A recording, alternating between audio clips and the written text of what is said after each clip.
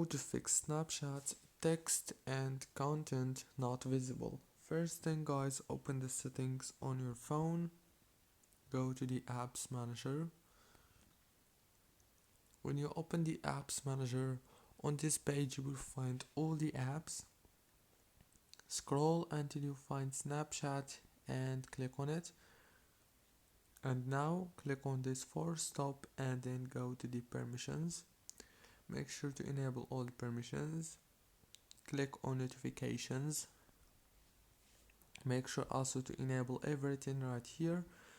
Go back, click on storage, click on clear data, clear cache.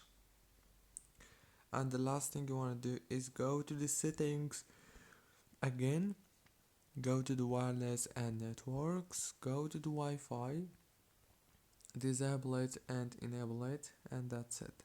Don't forget to like, subscribe. Thank you for watching.